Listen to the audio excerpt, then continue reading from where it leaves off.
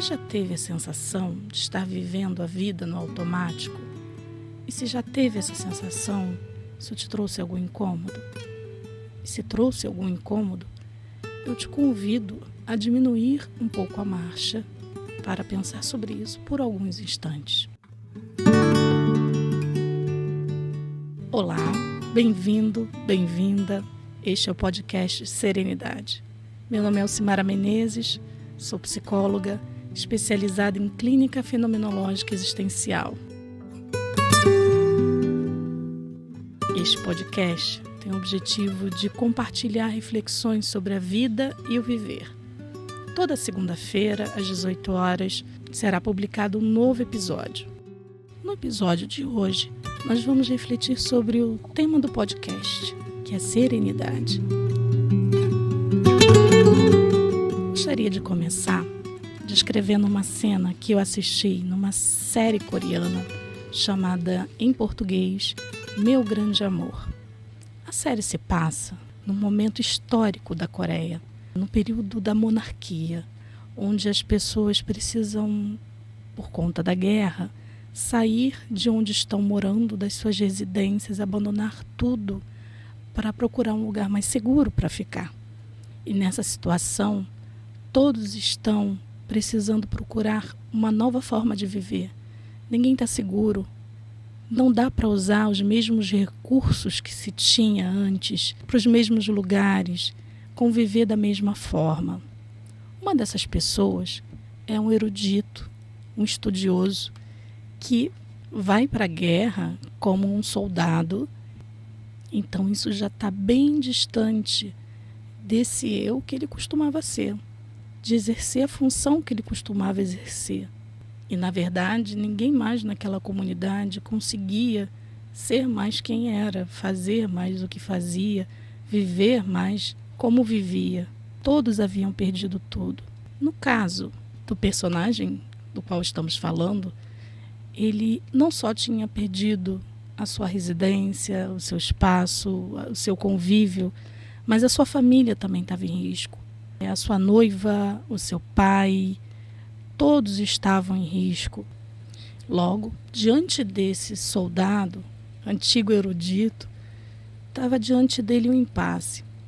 Cuidar da família, proteger a família, que estava em perigo, estava precisando dele, ou continuar como soldado numa guerra que ele já entendia que era uma batalha perdida. Em um dos diálogos da série, com uma pessoa que de alguma forma estava ali se propondo a discutir o que estava acontecendo e estava propondo a ele a oportunidade de pensar novos caminhos, ele dá a seguinte resposta: não posso fazer isso. Também não acredito que podemos derrotar os bárbaros. Eu posso até acabar morto antes de encontrar o rei. Entretanto, não sei viver além do que me foi ensinado. O personagem da série podia parar para refletir e talvez encontrar novos caminhos, talvez encontrar saídas. Talvez não fosse nem um extremo ou outro, talvez um caminho novo, sabe? Um caminho que ele nunca tinha trilhado, mas estava difícil demais para ele trilhar um caminho novo, porque ele só estava acostumado a trilhar caminhos ensinados, trilhar caminhos aprendidos, caminhos que já foram trilhados por outras pessoas.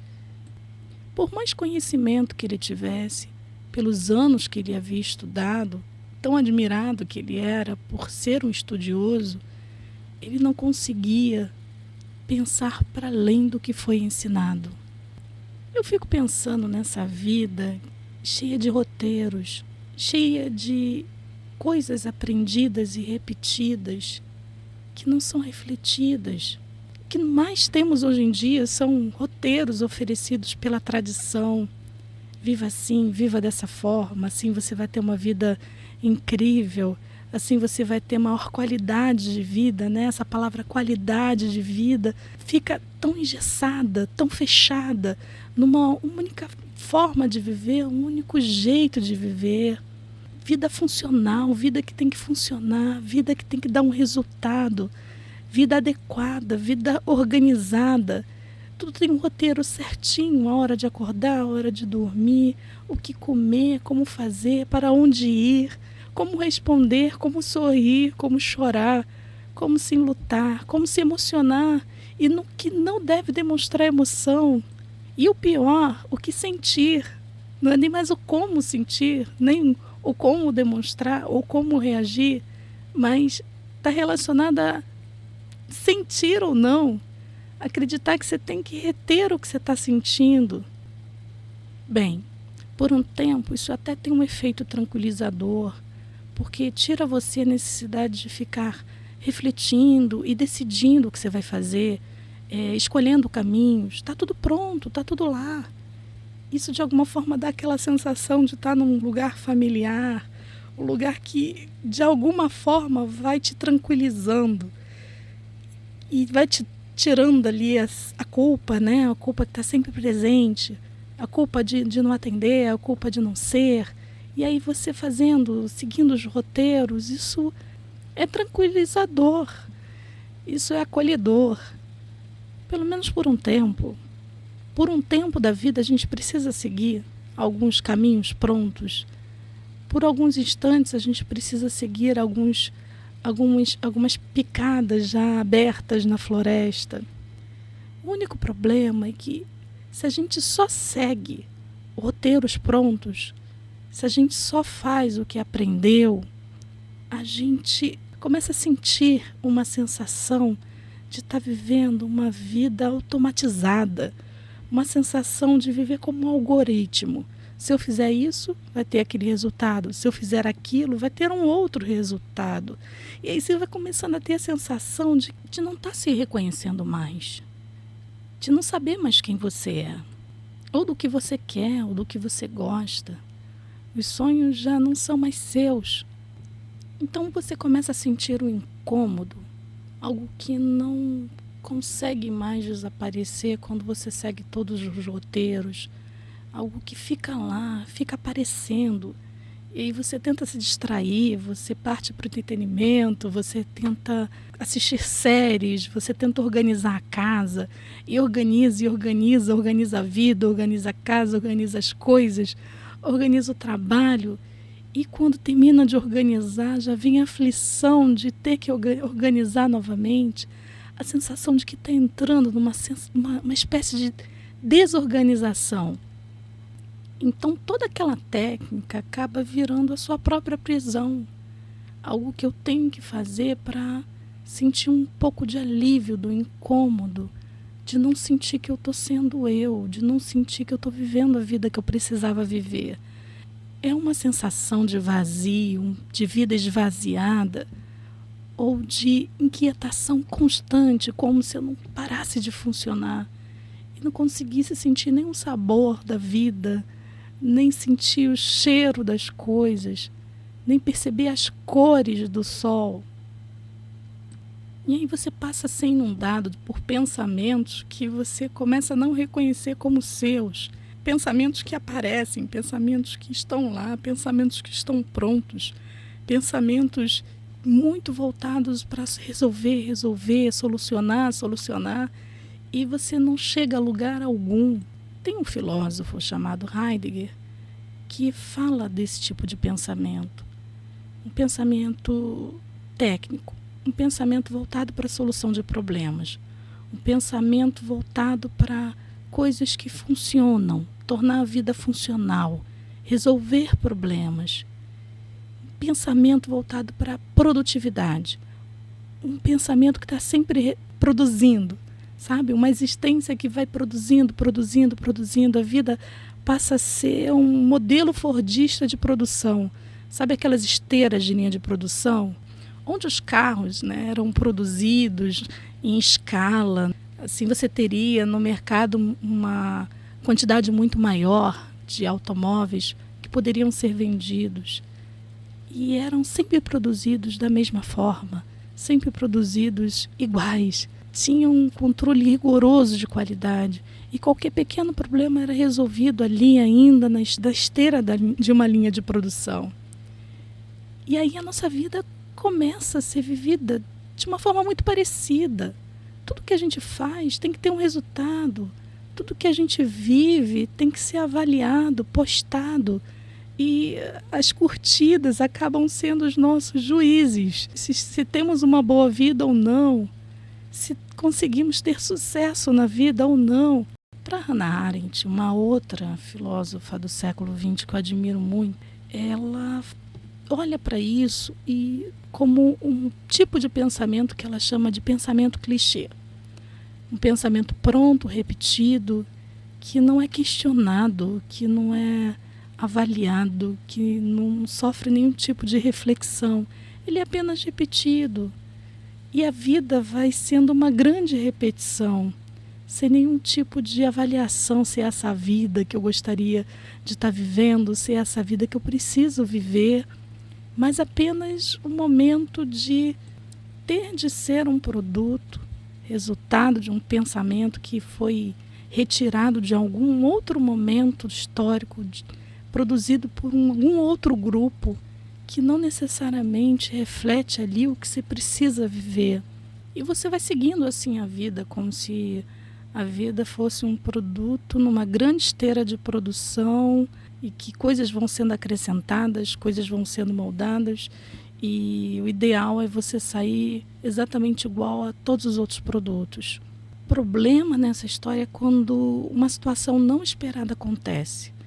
Quando alguma coisa acontece fora do roteiro que você estabeleceu, especialmente relacionada a alguma perda, sabe? Uma perda que de alguma forma de algo que define quem você é, de alguém que é importante para a tua existência, ou de uma situação que define quem você é profissionalmente ou como pessoa, como o emprego, a maternidade, a paternidade, a residência, né? A perda, a mudança para uma outra comunidade, a perda dessa comunidade, a perda desse grupo, uma crise econômica que leva ao desemprego, a decisão do proprietário da casa que você tem que sair de um imóvel alugado, o fechamento de uma escola, o fechamento de uma empresa.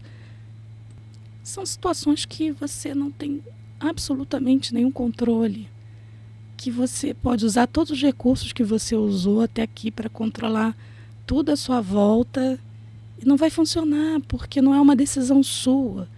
Envolve outras decisões de outras pessoas, decisões de pessoas que você nem conhece. E aí você vai percebendo que todas as fórmulas que você usava para acalmar o incômodo que você sentia, aquelas vozes que você ouvia, aquela angústia, elas começam a não funcionar, né? A distração começa a não funcionar. É como se, de repente, alguém despertasse o monstro do armário. Você começasse a se dar conta e a temer a existência de algo que você não conhece, muito perto de você, que é incrivelmente ameaçador. Esse monstro do armário, de vez em quando, desperta. E esse medo te mantém acordado, te tira o apetite, te tira a vontade de viver, o sonho, o amanhã. E aí você vai respondendo a isso tudo, ou com uma repetição interminável de organizar, tentar colocar tudo no lugar e nada fica no lugar, ou você de repente para, de repente desiste. Agora eu queria voltar um pouco para o personagem da série coreana, olhando para a situação que ele estava vivendo e a frase que ele disse, né? Ele estava perdendo tudo, perdendo família, perdendo a sua casa, ele perdia o seu prestígio, ele perdia o seu círculo de amigos, de admiradores, e ele não conseguia responder de maneira diferente, porque ele dizia: eu não sei viver para além do que me foi ensinado. Na verdade, ninguém sabe viver aquilo que não foi vivido. Ninguém sabe viver aquilo que não aprendeu. Ninguém sabe viver uma manhã que ainda não aconteceu. Modelo nenhum vivido por outras pessoas vai responder exatamente à sua demanda, sabe? Ninguém vai poder dizer que viveu a vida que você tem que viver, que fez o que você tem que fazer, que experimentou a dor que você sentiu ou que você sente.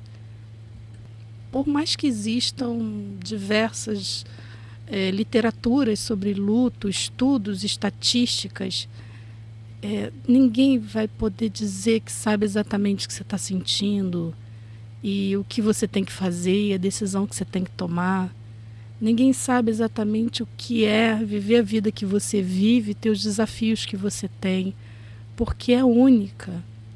Cabe apenas a você decidir e é você que vai levar a dor ou os benefícios ou os malefícios de todas as escolhas que fizer.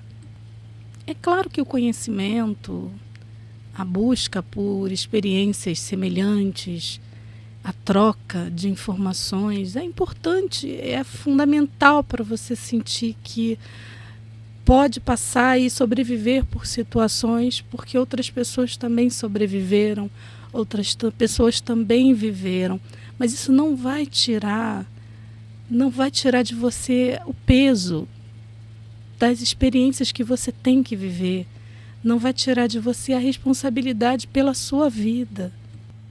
Então se torna muito importante você ter a capacidade e desenvolver, a capacidade de olhar para a sua vida, a capacidade de olhar para o cenário estranho, inédito que você está vivendo, de poder pensar sobre o que você está vivendo e decidir coisas que você nunca decidiu antes. Pensar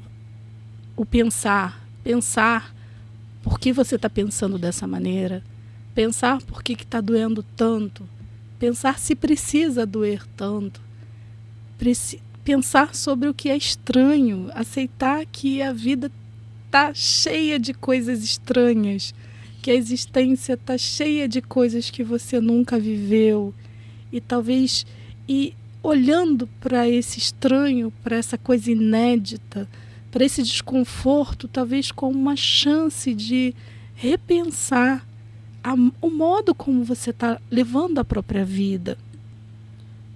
Por que você está fazendo as escolhas que você está fazendo, da forma como você está fazendo. Eu lembro do modo como o boi faz a sua própria digestão.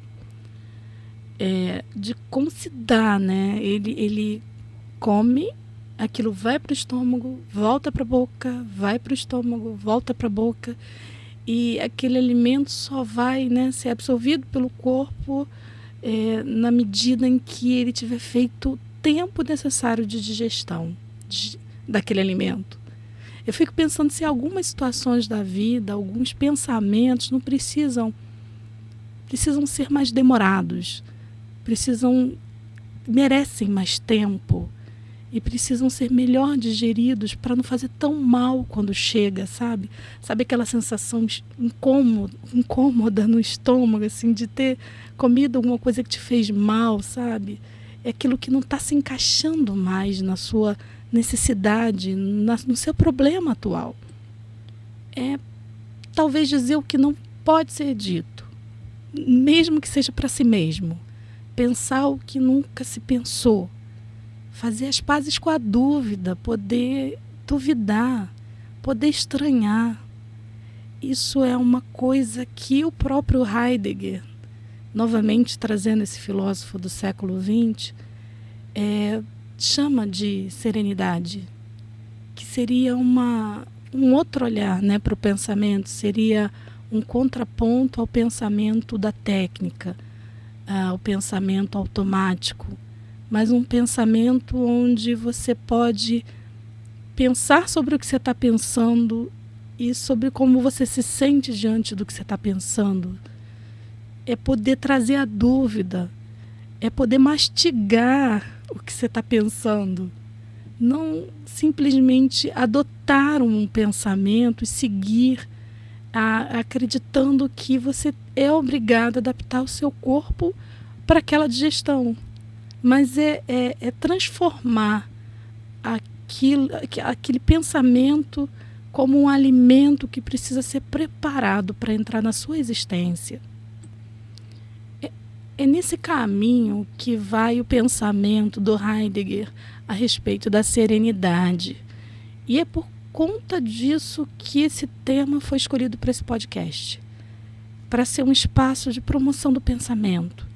Para a gente poder refletir os padrões que vão sendo automatizados e alguns padrões que são automatizados, né, que viram um algoritmo existencial, podem levar ao sofrimento, podem levar a muito sofrimento.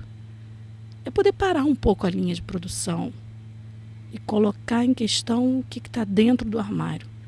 É pensar, será que tem monstro mesmo? Será que é realmente tão assustador assim? É poder fazer as pazes com o estranhamento, fazer as pazes com o incômodo, não ficar tão assustado, não paralisar em pânico, porque você está com medo de sentir medo. Eu acho que essa ideia também de uma reflexão a partir da escuta, da fala, tem a ver um pouco com essa troca pela oralidade, né, dos povos originários. Esse tempo, né, de falar e de ouvir, de olhar para a vida, seguindo a vida, assistindo a vida. Poder olhar para o medo sem desespero, mas com serenidade. Hoje fico por aqui, desejando que o pensamento meditativo, ruminante, se torne uma opção para você e que você volte mais vezes. Até o próximo episódio.